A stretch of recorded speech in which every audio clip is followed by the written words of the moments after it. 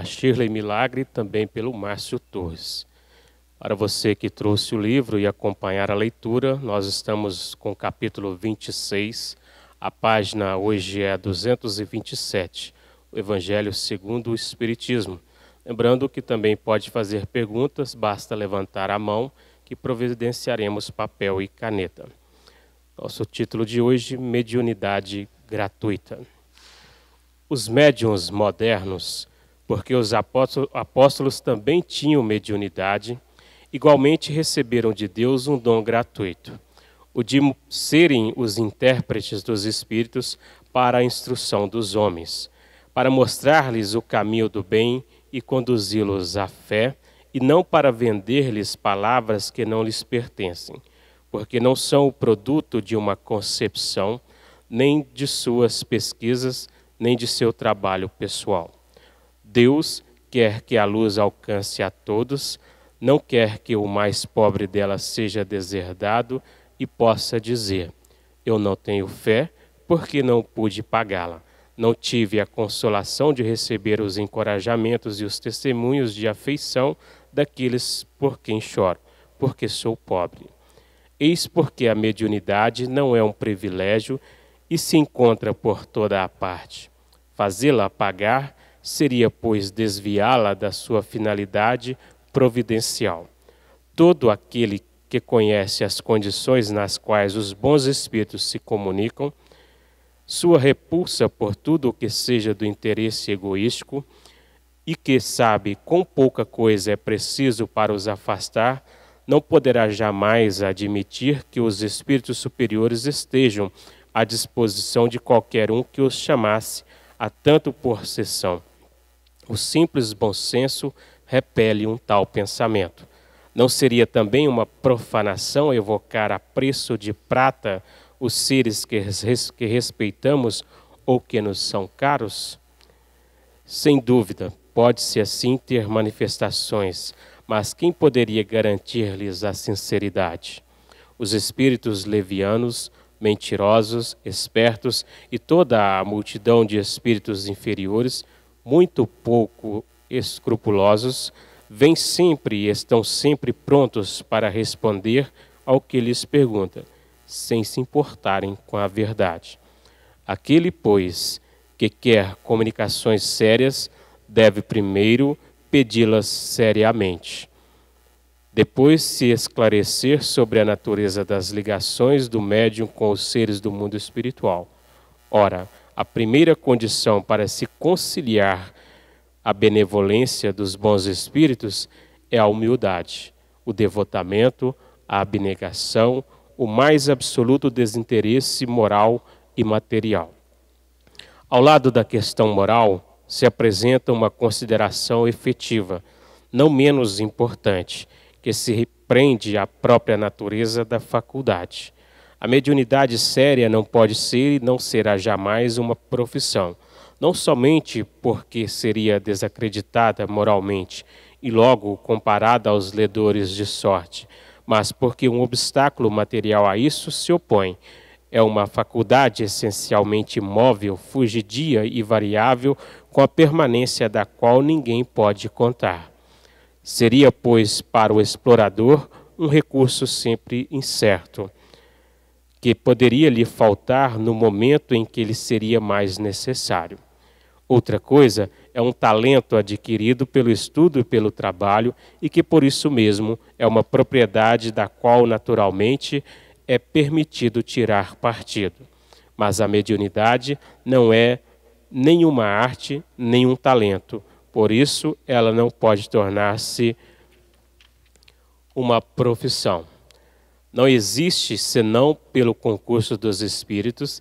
Se esses espíritos faltarem, não há mais mediunidade. A aptidão pode substituir, mas o exercício está anulado. Assim, não há um só médium no mundo que possa garantir a obtenção de um fenômeno espírita em dado instante. Explorar a mediunidade é, pois, dispor de uma coisa da qual não se é realmente senhor. Afirmar o contrário é enganar aquele que paga. A mais, não é de si mesmo que se dispõe, são dos espíritos, das almas dos mortos, cujo concurso é posto à venda.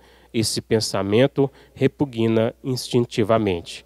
Foi este tráfico degenerado em abuso, explorado pelo charlatanismo, a ignorância, a credulidade e a superstição que motivou a proibição de Moisés. O espiritismo moderno, compreendendo o lado sério da coisa, pelo descrédito que lançou sobre essa exploração, elevou a mediunidade à categoria de missão.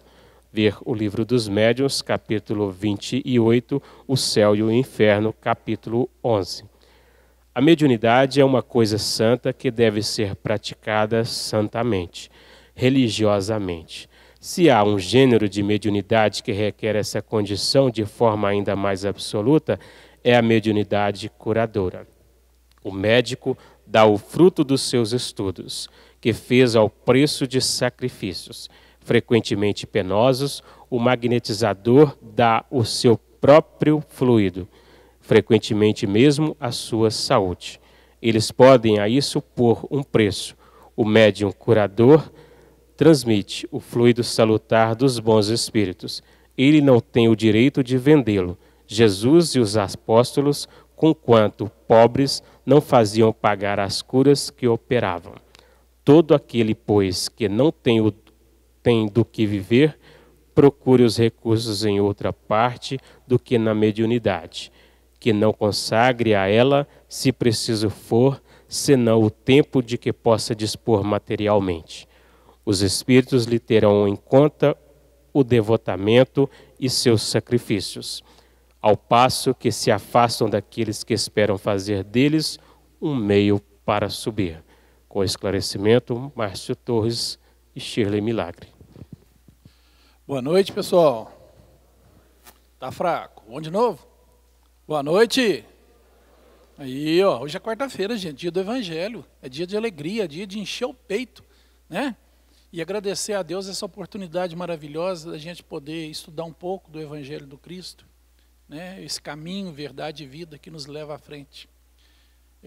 Boa noite também aos nossos amigos internautas que nos acompanham pelas redes sociais aí, mundo afora. Que Deus esteja conosco, que nos abençoe nessa noite. A Shirley vai fazer uma breve explanação sobre o tema lido. E em seguida a gente já está com algumas perguntas aqui, a gente vai responder. Lembrando aqueles que estão vindo pela primeira vez, que o estudo é interativo. Quem quiser questionar, perguntar, é só levantar a mão, o pessoal vai com a prancheta aí. E a gente vai pegar e tentar responder da melhor forma, tá ok? Bom estudo a todos, muito obrigado. Boa noite a todos. É uma alegria muito grande estar com vocês aqui novamente para estudarmos juntos, né? Bom, é muito interessante essa leitura e me faz muito recordar de Chico. Chico, ele se intitulava carteiro do além, né? Ele dizia ser o entregador de cartas.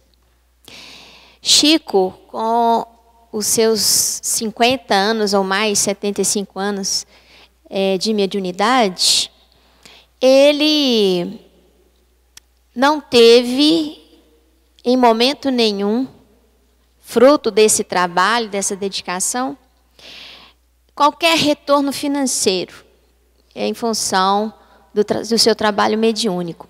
Chico trabalhou a vida inteira, foi funcionário público, né? Se aposentou como funcionário público, ele ganhava o seu sustento e trabalhava em nome de Jesus. E se dizia ser um carteiro, porque o que passava através dele para a humanidade, ele o sabia que não era fruto dele. A origem do trabalho dele estava na espiritualidade. Ele era apenas o intermediário. E assim é a mediunidade. Todo médium, ele é um intermediário. Ele não é o criador da mensagem. A mensagem, ela não existe porque o médium existe.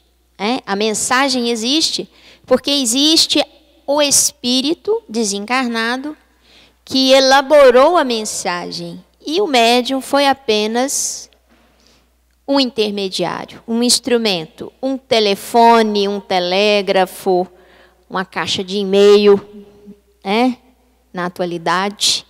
Então, o médium, ele não é a razão, a origem da mensagem e do trabalho que ele edifica. Portanto, como sendo intérpretes, né, as palavras que vêm através da mediunidade, seja escrita, seja falada, não pertencem ao médium. Como que você se apropria de algo e comercializa algo que não lhe pertence? Né? Isso no mundo dos encarnados, inclusive, se eu me apropriar de uma música e começar a tocá-la dizendo que é minha e ganhar algum recurso financeiro com a música, evidentemente eu vou ser processado. Né? Existe lei que regulamenta a autoria. Né? E o médium, ele precisa estar consciente que a mediunidade, ou ela é uma conquista, ou ela é uma prova. Né? A mediunidade, ela é construída ao longo dos séculos através do espírito no seu corpo espiritual. O desenvolvimento da habilidade de se comunicar, de possibilitar a comunicação entre o mundo espiritual e o mundo material. Isso é uma conquista. Mas existem naqueles casos que a criatura vem com a mediunidade como provação, devido aos débitos grandes com a lei divina, ele solicita abraçar o trabalho da mediunidade, que não é um trabalho nada fácil. Então, se a gente vai encontrar um médium que comercializa as mensagens pelas quais ele é o portador, o intermediário, esse médium, ele aparentemente se apresenta como um médium interesseiro. Isso está lá no livro dos médiuns de Kardec, um capítulo sobre médiuns, um item que fala sobre os médiuns interesseiros. Então, os médiuns interesseiros, dada a nossa fragilidade humana, eles existem muito antes de Kardec, inclusive. Aqui na leitura, conta-nos que Moisés teve que proibir a consulta a médiuns, tal a frivolidade das consultas e o comércio que se fazia com estas frivolidades. Naquela época de Moisés, as pitonisas eram os médiuns de destaque, né? As sacerdotisas dos templos gregos, né? E elas eram consultadas para frivolidades e muitas vezes recebiam algum tipo de recompensa, de pagamento, de agrado, como retorno daquilo que elas estavam possibilitando. E Moisés, então, através do Velho Testamento, acabou tendo que proibir a comunicação dos espíritos, tal a intensidade do comércio. E hoje, como é que nós estamos? Hoje, muitas vezes, sem o perceber, nós, com a mediunidade em atividade, num trabalho, muitas vezes inserido dentro da casa espírita, nós precisamos ser absolutamente vigilantes e estudiosos. Estudiosos para conseguir discernir os momentos de invigilância ou os momentos perigosos e conseguir se posicionar de forma cristã, cristalina, nesses momentos perigosos. É preciso muito estudo para identificá-los e se posicionar corretamente. Por quê?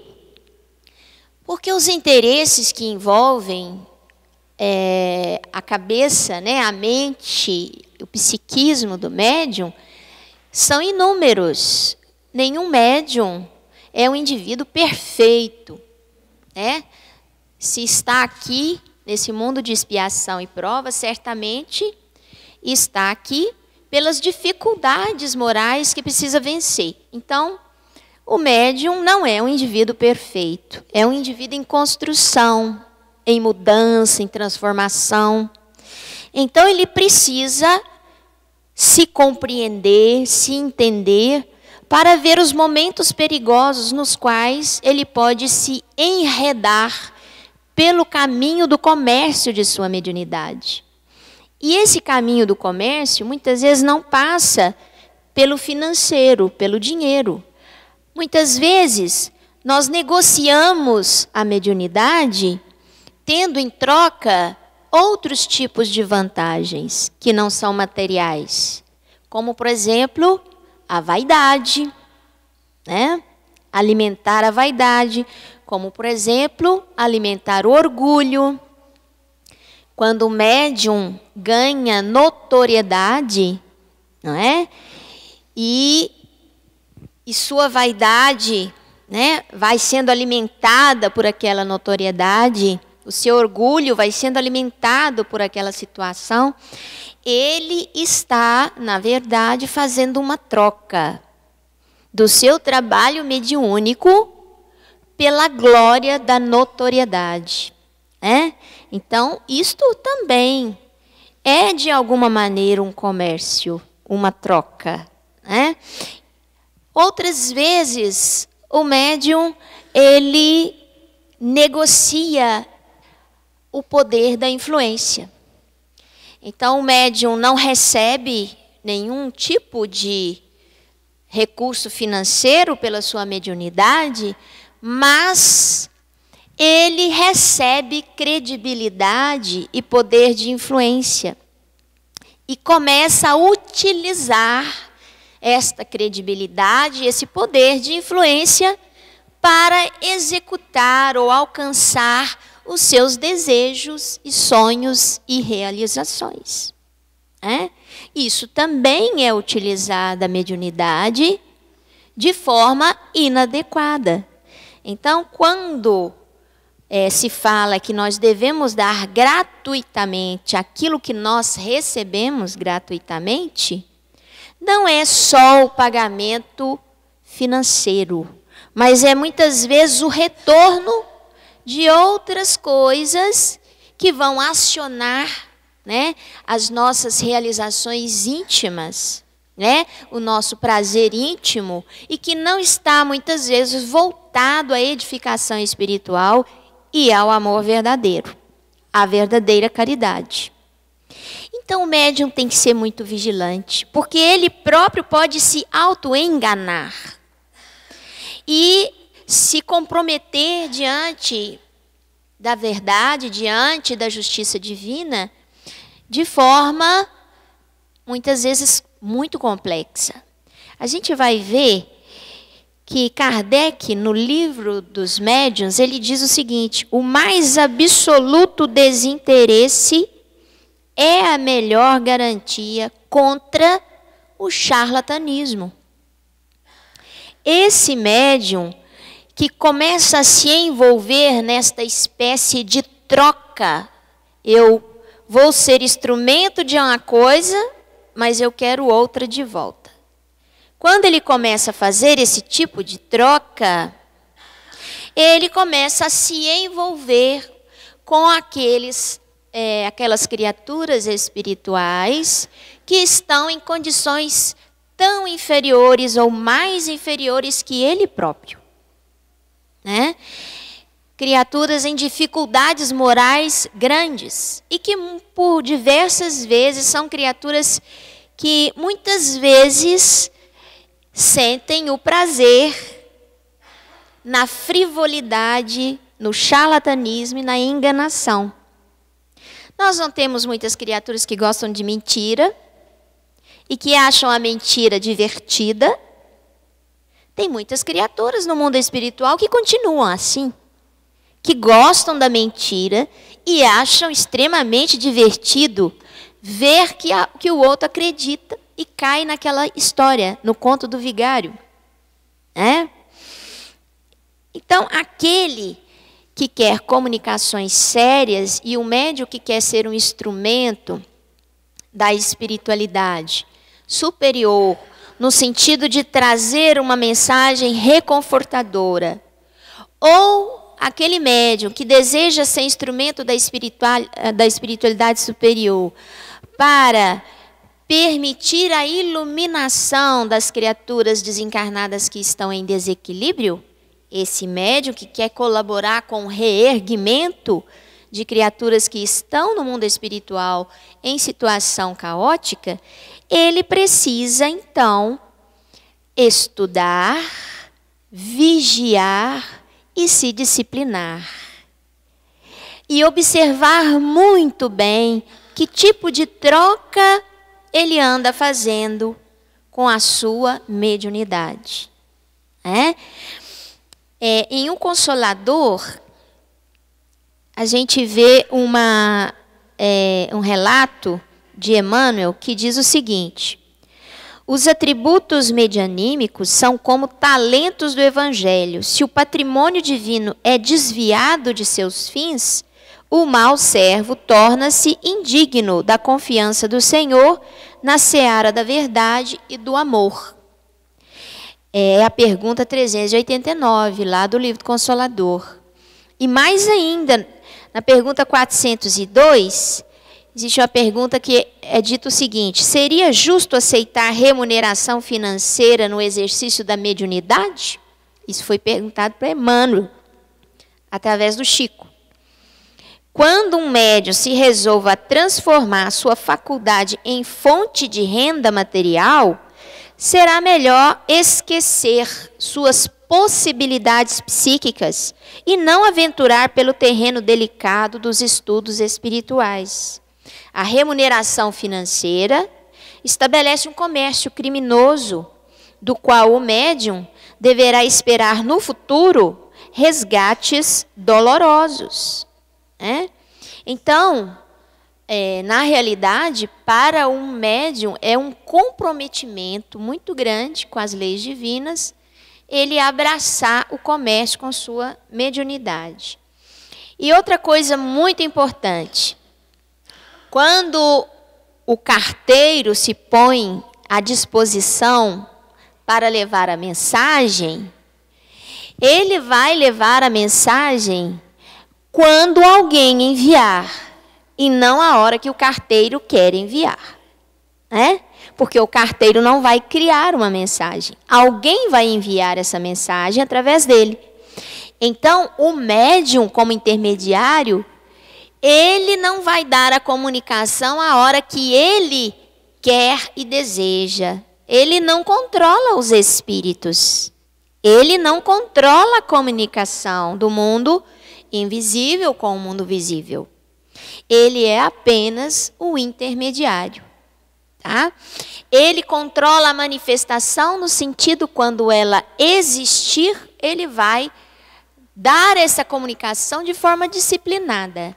Mas a comunicação, quem determina o momento dela ocorrer, são os espíritos comunicantes, não é o médium. Então, ele não tem domínio sobre isso. E toda comunicação, toda mensagem que é voltada aos interesses materiais, que tem por objetivo as nossas frivolidades do dia a dia, será que eu vou ganhar na loteria? Será que eu vou mudar de casa? Será que eu vou ter um carro novo? Será que eu vou ter uma namorada nova, um namorado novo? Será que eu vou casar? Esse tipo de mensagem que vai atender aos interesses de frivolidade, a fonte dessas mensagens não vão ser os nossos amigos espirituais que trabalham para o nosso progresso, não com o objetivo de nos trazer, atender às nossas frivolidades. Então, essas comunicações, elas têm pouca valia e são de pouca credibilidade. Muitos dos nossos problemas que nos move em busca de uma mensagem da vida espiritual para nós, muitos desses nossos problemas que nos movem, na realidade, eles têm raiz nas nossas necessidades pessoais, comezinhas do nosso dia a dia. E não no nosso crescimento verdadeiro, na nossa necessidade de nos disciplinarmos, de sermos dedicados, persistentes, corajosos diante dos desafios. Muitas vezes resignados diante de algum sofrimento que a gente não consegue, um problema que a gente não consegue solucionar. Por que eu não estou conseguindo solucionar? O que eu preciso aprender alguma coisa? Ou eu preciso aprender a ter paciência, ou eu preciso aprender a resignação. Tá? Não é a resignação de braços dados, né? Eu vou sentar aqui agora, vou deixar tudo acontecer, já que não tem conserto. É a resignação da consciência tranquila. Eu fiz tudo que era possível ser feito ao meu alcance para que as coisas transcorressem por outro caminho e não foram. Então é porque eu preciso passar por essa prova, por esse momento difícil. Mas eu trabalhei muito para que não fosse assim. Então a resignação ativa, ela é assim. Ela pede de nós atividade e não cruzamento de braços, né? Muito bem, vou passar para o Márcio, que eu já falei muito, Márcio. Muito bem. É importante esse finalzinho seu, você falando da resignação, Chile, porque sem a resignação a gente sofre, né? Resignar-se é aceitar a situação sem revolta. Não quer dizer parar e deixar de lutar, né? É não se revoltar. É entender que, protegido por Deus, né, dentro do amor divino, se está acontecendo, eu fui o causador, em algum momento da minha existência imortal. E se eu estou passando por essa situação, é porque é uma oportunidade de eu vivenciar meus próprios erros para me corrigir, né? E acreditar que Deus nunca me condena, eu é que erro. Então, resignar-se é isso, é aceitar a situação, aceitar o problema sem revolta, mas nunca desistir de lutar.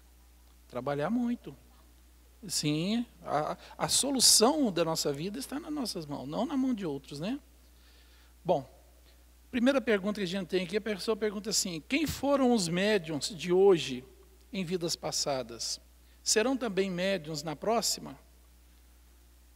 Dizer quem for é difícil, né? Eu não sei nem quem eu fui. Eu sei que boa coisa não deve ter sido pela vida que a gente tem hoje, né? Porque todos nós somos devedores de nós mesmos, né? Todos nós trazemos as nossas mazelas anteriores na nossa bagagem. Porque a gente costuma dizer assim, da vida só se leva as coisas boas e as coisas más. Mas quando reencarna, reencarna também com a mesma bagagem. A mesma bagagem que você levou, você retorna, né? E o amor de Deus por nós é tão grande que tudo aquilo que nós já construímos de virtude permanece. Mas as lembranças dos erros ele apaga. Então a gente não lembra da vida passada. Olha o amor de Deus atuando sobre nós. Me dá a oportunidade de começar de novo, do zero, com a mente limpinha, né? Trazendo aquilo que eu preciso corrigir, mas mantendo tudo aquilo que eu já conquistei. Então isso é muito bom para nós. Mas, segundo a doutrina espírita, os médiuns, né, não na sua maioria, porque tem também os médiuns, aqueles que já são detentores da mediunidade, no caso de um Chico Xavier, né, que a mediunidade já é nata dele, ele sim, ele vai se voltar a reencarnar aqui no planeta, por misericórdia dele mesmo, né? Porque eu acho que ele já resgatou tudo que ele tinha, eu penso assim, ele vai voltar médium, porque ele é um missionário. Agora, muitos dos médiuns que a gente conhece são devedores. São seres que, por excesso de errarem, trazem consigo o dom da mediunidade. Para quê? Para que eles atentem que existe algo além da matéria. Para que eles começem a perceber o outro lado, que a vida não é só isso aqui, a vida não é só ter, não é só possuir, não é só ganhar. A vida é doação, é amor, é caridade. Né? Que hoje eu estou me construindo para amanhã. E que esse amanhã é no mundo espiritual, não no mundo material. Porque é muito difícil, às vezes, a pessoa conscientizar-se que ele é um espírito e não um ser de carne. A gente, quando começa a estudar o Evangelho, se a gente for ler tanto a Bíblia como o Evangelho espírita, os livros de Kardec, os livros espíritas, se a gente for começar a procurar soluções para a vida física, para o amanhã feliz, ele não vai conseguir entender muita coisa e nem vai conseguir ser feliz. Porque tudo que se fala, quando se trata de Jesus, é para a vida espiritual. Jesus não veio trazer uma mensagem para a vida material. Ele veio trazer uma mensagem para a vida imortal. Então, todos os ensinamentos que o Cristo trouxe é para que nós possamos nos preparar para voltar. Né? O objetivo da vida física é a preparação para a morte, que é o retorno para casa. Mas a gente vive uma vida física como se nós nunca fôssemos morrer. E a gente vai errando, e começa daqui, passa a perna num ali, e pega dinheiro de cá, e quer ser o melhor, quer ser o mais bonito, mas até... Né? E esquece que o tijolinho da nossa casa espiritual somos nós quem fabricamos aqui hoje. Com amor, com caridade, com dedicação, com paciência, com perdão, com construção de virtudes em nós, que é o mais importante. É isso que determina a morada na casa do Pai. Qual morada eu estarei na hora que eu for chamado? Quem escolhe essa morada sou eu. Jesus não vai escolher por mim, Deus não vai escolher por mim, não tem um juiz, não tem ninguém que escolhe o plano evolutivo ao qual eu estarei, além de mim. Sou eu. Então Deus nos deu a reencarnação com o objetivo de dar a oportunidade de ir nos corrigindo, para cada vez que eu voltar para o mundo espiritual, eu volte para uma morada mais feliz do que aquela da onde eu vim. Então, os médiuns trazem em si esse dom desse contato, é para que eles possam, primeiro, entender que existe algo além da vida física, e que possam usar isso para auxiliar o próximo, através do amor, da caridade. Se eles serão médiuns na outra vida, depende da necessidade evolutiva de cada um. Todos nós somos, e todos nós continuaremos sendo de alguma forma. Porque todos nós sentimos a presença, nós sentimos as sensações, nós sentimos a influência espiritual. Inconscientemente, mas sentimos. Então, médiuns todos somos. Mas o médium mais ostensivo, aquele médium que tem um dom, né, de psicografar, de ver, de conversar, que existe N números de mediunidade, ele pode ser que na próxima encarnação ele não venha com isso. Porque às vezes a espiritualidade superior vai entender que não foi bem usado. Então vamos dar um tempo para ele amadurecer um pouco mais. Ou pode vir até mais forte, para que talvez, né, ele consiga, através de uma turbulência maior nesse processo de desenvolvimento, aprender um pouco mais. Mas isso aí depende de cada um e de cada ser.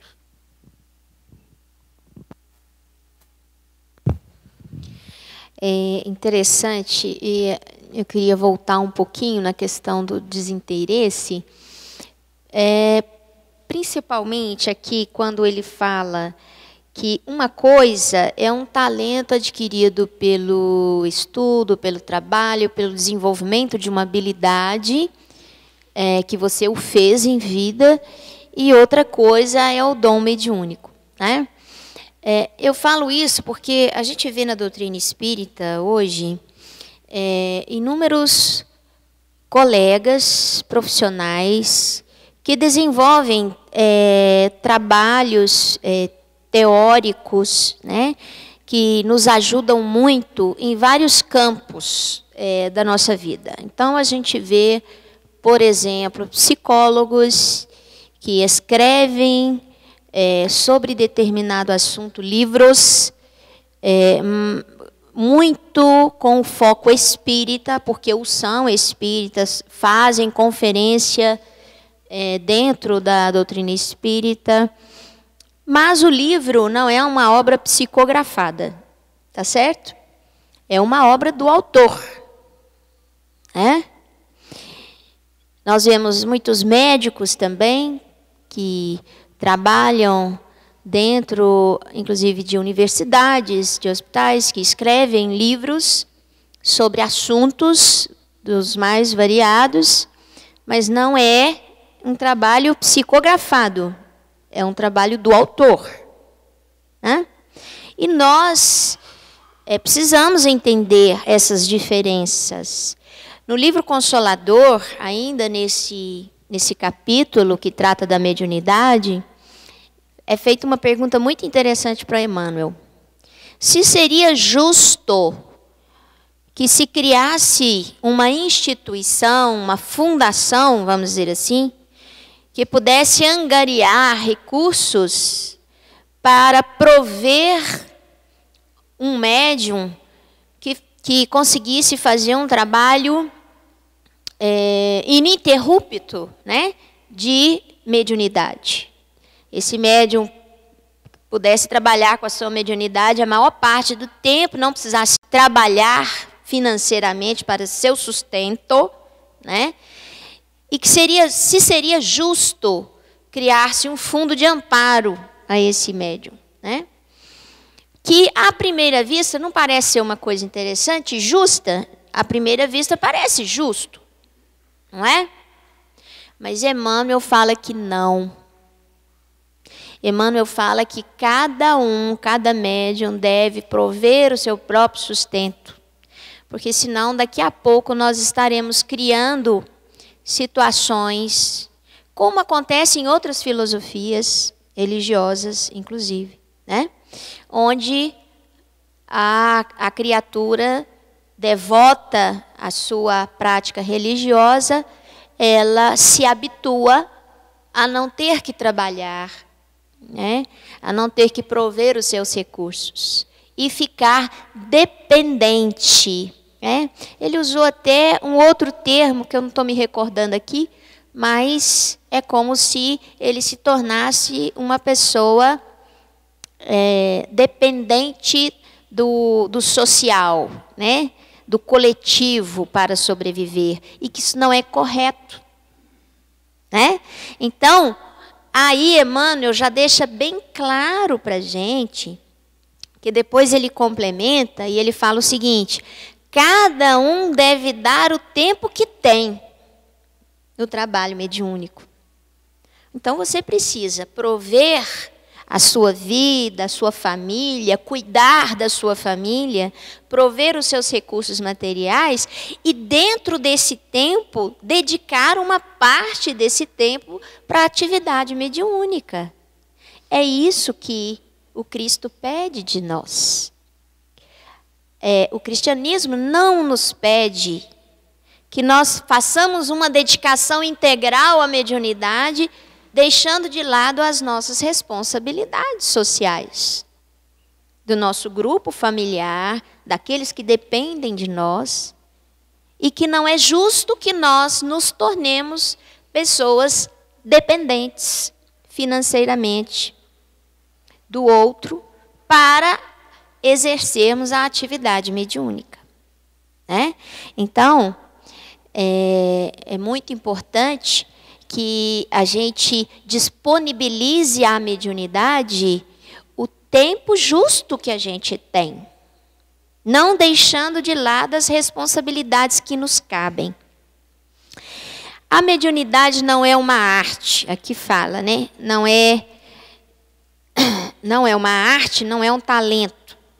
Por isso, não pode se tornar uma profissão e nem pode ser negociada.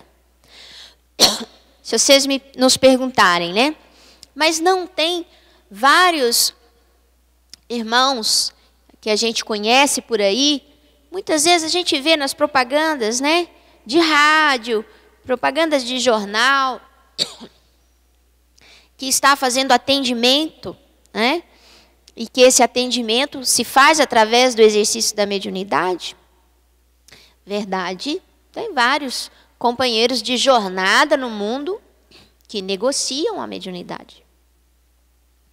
Mas estão se complicando diante da lei da vida. Então, cabe à doutrina espírita deixar claro e deixar bastante, digamos, definido, né, que a mediunidade não pode ser comercializada. E na medida que ela começa a ser comercializada, o que resulta daí é que a fonte de origem daquilo que está sendo comercializado, essa fonte torna-se uma fonte não confiável, porque muitas vezes vem de consciências e mentes tão desequilibradas quanto nós mesmos, se não estiverem numa situação ainda pior. Temos que ter muito cuidado, porque esses espíritos, no mundo espiritual, eles estão ali exatamente para se divertirem enganando. Isso é um atrativo para eles.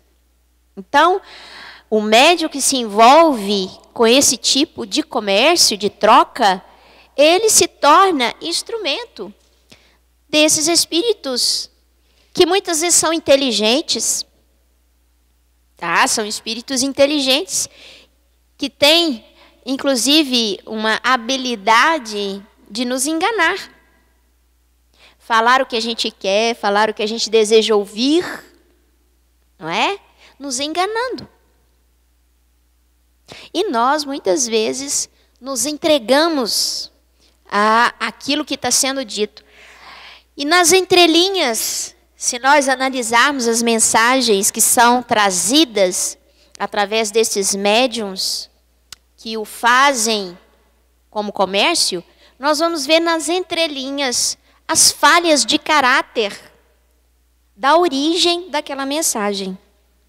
Nas entrelinhas nós vamos perceber ali o estímulo à vaidade, o estímulo ao orgulho, o estímulo à vingança, o estímulo à inveja.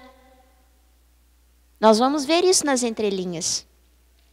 Basta analisar com profundidade, com atenção, a característica da mensagem que aquele médium está se tornando portador. E esses médiuns, quando comercializam a mediunidade, eles se comprometem de tal forma com as leis divinas que muitas vezes levam muitas reencarnações para se recuperarem. Porque nós somos responsáveis pelo mal que nós fizemos e também pelo bem que nós deixamos de fazer. Não é só pelo mal, mas por aquele bem que nós não fizemos, que nós fomos omissos. É responsabilidade nossa também. Então, a criatura com essa habilidade da mediunidade, ela tem um compromisso muito grande com a vida, com a lei divina. Esse compromisso, muitas vezes, é um compromisso abraçado por amor, como foi Chico, Divaldo, um compromisso de amor. Mas, muitas vezes, esse compromisso é um compromisso de dor. Porque é através da mediunidade que eu vou me educar. que eu vou aprender a ser solidário, que eu vou aprender a ser respeitoso, que eu vou compreender o sofrimento alheio, que eu vou ser altruísta e indulgente. Muitas vezes a mediunidade é que vai me ensinar isso. Através do seu exercício, no contato com aquele que busca um alívio para o seu sofrimento. Então, como não é muitas vezes a mediunidade uma missão, como o Márcio disse, ela se torna uma provação. E às vezes por várias vidas, quando nós não sabemos conduzi-la bem. E aí se a criatura diz assim, mas então não quero ser médium. Não é assim? Tem jeito de fechar a mediunidade? Vocês já ouviram essa pergunta? Tem jeito de fechar a mediunidade, né? Ocluir? Bom, a mediunidade não é um buraquinho que você fecha, né? A mediunidade é um talento natural, assim como respirar, né? Como pensar, né? É uma propriedade, vamos dizer, daquele espírito, e que não há como ficar livre dela, não. Há como você aprender a exercê-la de maneira digna, cristã, e, sobretudo, conseguir obter dela os benefícios que ela pode te trazer. Então, através do exercício em auxílio ao próximo, nós nos beneficiamos enquanto médiuns. Nós trazemos para a nossa vida a oração de muitos que se lembram da gente, os bons fluidos de muitos que se lembram o quanto foram beneficiados através da cartinha que nós levamos, da mediunidade exercida com Jesus. Então, não quer dizer que o fato de você ser médium, que você tenha que sofrer para o resto da vida com a sua mediunidade. Mas precisa educá-la, conhecê-la e direcioná-la. E direcioná-la para o bem. E para isso tem as casas espíritas, tem os livros de Kardec, tem os livros de Emmanuel e André Luiz, que nos ensinam o que é essa mediunidade e o que nós podemos fazer para lidar melhor com ela e sermos os carteiros de Jesus.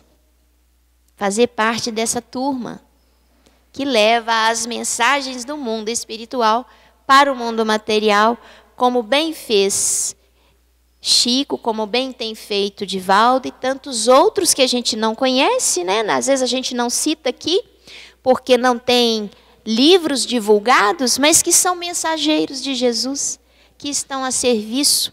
Não tem notoriedade, mas tem lucidez e tem iluminação.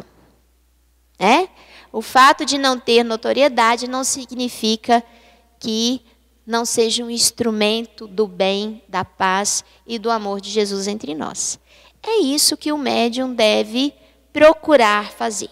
Conhecer a sua mediunidade, educá-la e trabalhar em nome de Jesus com ela. Eu agradeço a vocês a atenção, passo para as últimas observações. Muito bem. Nós temos mais uma questão aqui. A pessoa pergunta assim, a mediunidade pode levar à loucura? Se sim, como pode ser ela sagrada? É muito boa o questionamento. O maior hospital psiquiátrico de Minas Gerais, fica em Belo Horizonte, o Hospital André Luiz, que é um hospital espírita. O diretor de lá uma vez falou que 80% dos pacientes eram médiuns não tratados. 80% dos pacientes eram médiuns. Muitas das vezes, principalmente em famílias muito católicas, evangélicas, essas doutrinas que não comprazem, né, dos ideais da comunicação entre os mundos, e não entende o processo, às vezes a criança ainda em ter idade, o adolescente começa a ter né? A ver, a sentir, a ouvir, a manifestar, e é tido como um problema psiquiátrico, né? É levado para tratar. Antigamente era pior, porque antigamente tinha aqueles eletrochoques, né? Aquelas coisas terríveis que eles faziam naqueles manicômios. A pessoa acabava virando realmente um problema mental, porque acaba virando um problema mental. Porque de tanto de ser maltratada, né, passar por aqueles processos terríveis do passado, que graças a Deus hoje não existe mais, a pessoa acabava pegando uma patologia mesmo. Chegava a perturbar a mente da pessoa, porque a família não entendia. Aqui mesmo, quantas vezes a gente está fazendo um acolhimento, a pessoa chega e fala assim, olha, eu vim de família católica, mas eu estou sentindo isso, estou vendo aquilo, estou percebendo isso, e o pessoal está me levando, eu estou tomando remédio psiquiátrico, o que eu faço? Já passa para o tratamento psiquiátrico. Aí a gente orienta, pede para manter, né, porque não vai mandar parar de tomar os remédios. Isso aí seria até um crime, a gente fazer uma coisa dessa. Mas a gente orienta a pessoa, que ela vai procurando estudar, tal. Com o tempo próprio, o psiquiatra vai perceber o equilíbrio voltando e vai retirar os remédios da pessoa. Mas as pessoas são confundidas. Porque imagina, a criança está ali, com o pai e a mãe.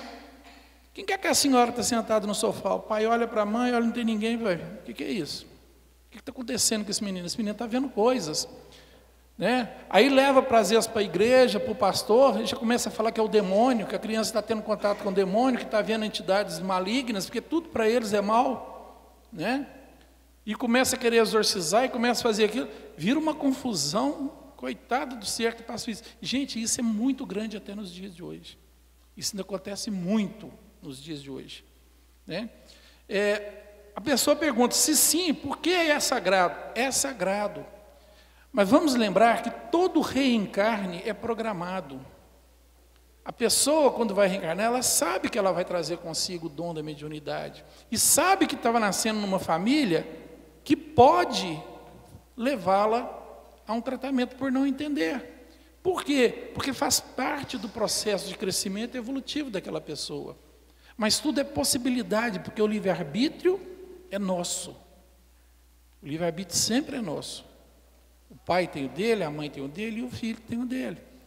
Então tudo é uma possibilidade, mas ele arrisca. Por quê? Porque ele necessita daquela reencarnação. Ele necessita estar ali.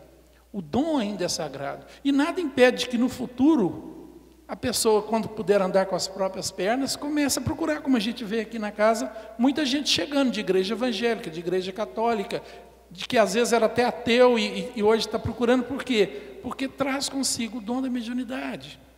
É aquilo que nós falamos antes, a mediunidade é dada como instrumento para mostrar que existe uma outra realidade.